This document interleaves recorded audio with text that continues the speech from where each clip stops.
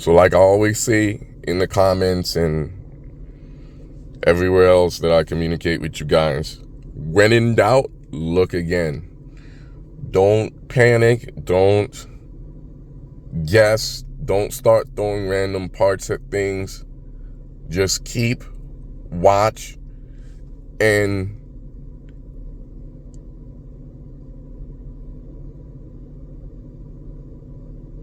well, not saying systems lean. So here is a visual recording of the mass airflow sensor reading after we do a snap throttle, and it will show you what the grams per second reading is going to be once we reach that resting idle. Just pay attention to the RPMs there coming down, and then you see that 2.96 grams per second. That's what our mass airflow sensor was reading at a resting idle. And we tested this several times by just revving things up, snapping the throttle, and every time that it went back to a resting idle, it never got above 3 grams per second. So, yeah. Hi guys, welcome back to the Camper Dan Files. My name is Chris, and in today's video, we are going to be trying to solve an ongoing issue that we've been noticing concerning our mass airflow sensor. So I don't have a check engine light for this. I don't have any codes related to my mass airflow sensor. However, one of the things that I've been noticing is that my fuel economy has been poor lately. Once upon a time, I used to average about 280 miles out of a full tank. Now I'm down to a mere 200. And if I'm driving on the local, it's exponentially worse. Now, as a few of you might know, I do have a scan tool. I'm going to show it to you guys right now. Here is my launch scan tool. This is going to be the CRP429. I'll put a link in the description for this also, just in case you guys are interested in this tool. It has been an awesome tool. Now, when I first acquired this, I didn't even acquire this scan tool to work on my R50. This was actually something that I bought to maintain my 2015 Nissan Altima, mainly to service a transmission. On that vehicle, when you service a transmission, you have to know what the fluid temperature is. So that's why I purchased this particular tool. But since then, it's been invaluable where it concerns troubleshooting a multitude of different issues on my R50 since day one, even before I purchased the vehicle. Because again, I did use this as a method to drive the price down a little bit. And I was able to get the vehicle for about $1,000 less than the accident price because of the issues that it had. And I wouldn't have known about said issues if it weren't for this scan tool. Anyway, what I'm noticing is that when I'm reading live data, both banks, we're showing that the computer is just dumping fuel. But one of the things that I notice is like on a cold startup, like first thing in the morning, for the first few minutes that the truck is idling, the mass airflow sensor, the OEM one that's in there now, it reads a little higher than 3.5 grams per second. I believe the last time I looked at it, it was about 3.57 and higher. But, because I know some of you are going to be like, well, that's not too bad. You know, it's never going to be spot on, right? Especially for a mass airflow sensor with this many miles on it. However, what I noticed is that once the vehicle has reached operating temp, if you do a snap throttle, obviously the mass airflow sensor will read higher than that 3.5. But once it comes back to a resting idle, it doesn't go back up past 297. And it'll stay there and it'll fluctuate. It never gets higher than that 297 grams per second. And it'll actually get lower than that sometimes. I guess you could say we have a little bit of a stumbling idle What happens is when you come to a stop at, let's say, a red light, about 3 to 5 seconds after you make that stop, or sometimes even before the vehicle comes to a full stop, the RPMs dive well below that 800 or 750 threshold. And it feels like the vehicle is gonna stall, but it never actually does, because the engine control computer sees that and it idles back up, and then it's happy again. Now, the reason why I decided to make a video about this is because I'm not the only one that's experiencing this issue. There's at least one other person, and they described the issue to a T, and it's exactly identical to what I'm going through now. Now, if you guys have been following along, you've seen that I recently changed my oxygen sensor on bank 2, specifically the downstream one. You guys seen that I just recently changed that. Again, that was unrelated. The main reason why we replaced that item is because the heater feature, it was intermittently working, and we were getting a trouble code related to that. Like, it specifically pointed that out for that particular oxygen sensor. It was like, hey, the heater feature is not working.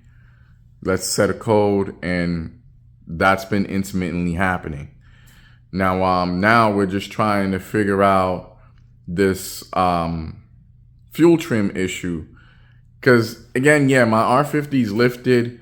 We know naturally and inherently when you lift your R50, it's gonna start sucking up some fuel, right? And especially if you drive it hard, it's gonna eat it up. Now, usually when I'm on the highway, I'll drive somewhere between 65 and 70 miles an hour. 70 is the fastest that I would go in most instances if I'm not in a huge hurry. Obviously, if you drive a little bit faster than that, I will never drive this thing past 80 because it gets sketchy after that. You're asking for trouble. A vehicle this big, and then you lift it on top of that. If you're driving in excess of 80 miles an hour, somebody cuts in front of you, that's it. It's game over. But that's neither here nor there. Now, I've actually been in touch with at least 4 or 5 other individuals on Empora concerning this issue. And again, I really didn't mention or voice my particular issues until I seen the other owner on Empora mention their issue. And I was like, gee, I need to get in on this because I'm having the exact same identical issues, right? Now, the difference is this individual's R50 is I believe it's a 2002, but that's neither here nor there. The engines are still the same, displacement's the same, and obviously different transmissions. Mine's is a 5-speed, as we all know. The other individual has an automatic, but still the same issues. Now, I did message the other participants in this rolling thread and let them know that I would go ahead and try and clean my OEM mass airflow sensor. Now, I've cleaned this thing at least 3 times during my tenure of ownership with this rig. And the truck always idled great, but this stumbling at idle, it just started happening maybe, I don't know, late last year.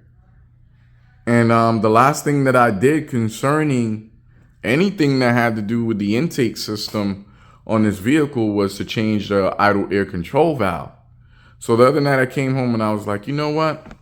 I said to myself, maybe I inadvertently caused a leak in the intake system while I had things apart and changing the idle air control valve. But guess what, guys? I went ahead and took some brake cleaner because I was really trying to chase things down and find some rhyme or reason and see if I actually caused the issue. And I started spraying. I started spraying around here, like the intake tube coming off the backside of the air filter housing. I sprayed around the obviously. I sprayed the entire boot. Hell, I even went as far as spraying the top of the throttle body, and the idle didn't change. So I was like, what? So I started spraying everywhere, right? All around here, trying to see if maybe there is a vacuum leak, because that's what majority of the feedback that we've been seeing on Empora. Hey, maybe you guys have a vacuum leak somewhere. And that was quite possible, right? But we've eliminated that because we sprayed everywhere where there could be a quote unquote vacuum leak. Idle didn't change at all. But one of the main things that we're both seeing is that we have the stumble going on at idle, suffering huge loss in fuel economy. Now, initially, I was going to go ahead and clean the mass airflow sensor, but on my way home, I had initially forgotten to stop and get the stuff that I needed to complete said task. When I went back out to try and locate some mass airflow sensor cleaner, I had no luck. I went to 2 places, there was none. So at this point, I'm just gonna shotgun this thing. I'm not gonna waste any more time. I'm not gonna fool around. What I'm actually gonna do is go ahead and start taking this apart. And my plan is to go ahead and put the replacement mass airflow sensor in, because I have it in my possession. So yeah, guys, we're gonna go ahead and start taking this apart. And I don't know if you guys, well, you guys might have noticed by now in the thumbnail, we have not just the mass airflow sensor, but we have the hard plastic intake tube as well. For those of you that have been following along long enough, you all know that my particular mass airflow sensor is non-serviceable because it has a stripped, rusty screw here. So I went ahead and found a replacement that came with the entire assembly plus the sensor. So what we're gonna do is loosen up our hose clamp here. We're gonna take out the air box, and then we're gonna remove that intake tube from the back side of our air box, and then we'll get the replacement installed. And then we'll test things out. And in this part, I'm not even gonna talk at all. I'm just gonna start ripping that stuff out.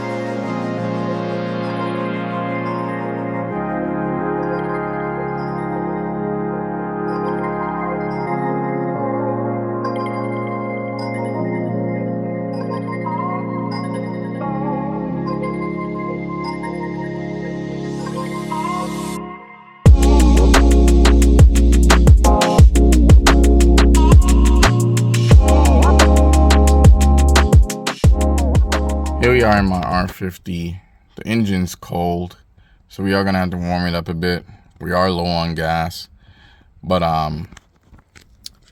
we do have our scan tool connected here, and I'm gonna go ahead and start the rig up, and we'll go ahead and have a look-see and see what's going on with our readings now. Our dash is showing that we're at operating temp, right? We're about halfway. And usually by now, we would hear a surge in idle, like the truck will go, like almost like it wants to stall. And then it'll idle itself back up a little bit, and it'll just intermittently go back and forth and do this over and over, like a cycle, right? Like a rhythmic cycle. Now look, we're down to 750 RPMs at one point. You see our coolant temp is starting to climb. Right now we're looking for about 189, 190. The next thing I want to show you guys is gonna be the actual mass airflow sensor reading. You guys see that? So right now we're at 3.71, right? Still a little high. We're gonna do a couple of snap throttles. More importantly, after our snap throttle events, what we want to see is that this thing reads at least 3.5 and higher for the grams per second on our mass airflow sensor. Because like I told you guys earlier, what we were seeing was that after doing a few snap throttles, our resting idle will fall somewhere around 2.97, and it wouldn't cross 3 point anything again after that. So I'm gonna do a few snap throttles here, and let's see what happens. 3.63. Let's snap our throttle and see what happens.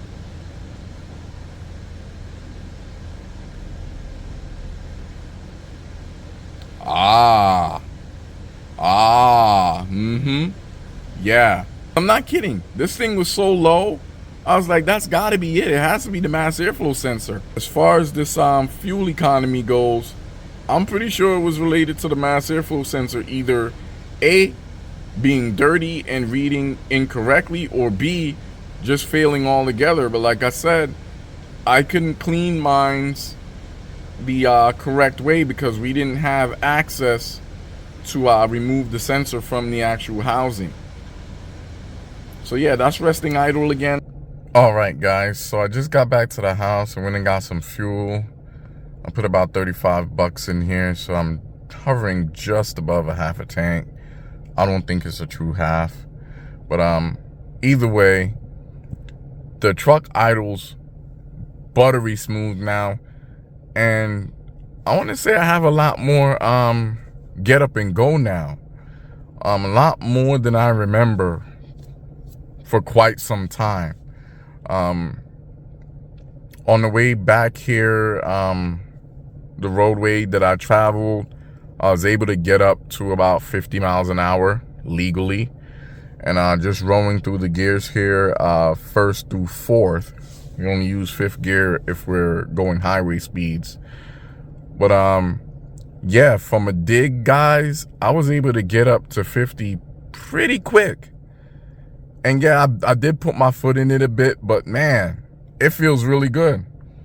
And here we are idling right now. There's where we are for RPM. And more importantly, no surging.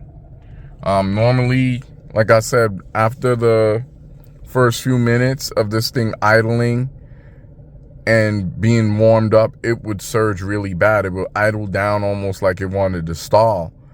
And I was hoping that it wasn't me doing something incorrect when I replaced the idle air control valve. Because as we all know, with that component, what happens when it fails, or when the seal fails, is that coolant gets into that idle air control valve motor, and it backfeeds voltage into your engine control computer, mainly the driver that controls the idle. It ruins your computer essentially, and then either you would have to replace a computer or try and replace that particular chip or driver. But I'm just letting the truck idle here, and man, it is as smooth as I remember. Like, I'm really excited that we got things back to a happy medium. Once again, my name is Chris, and this has been the Camper Dan Files.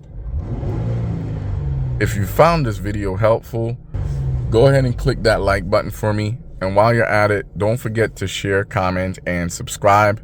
Keep using your Pathfinder as a Pathfinder, on or off the pavement.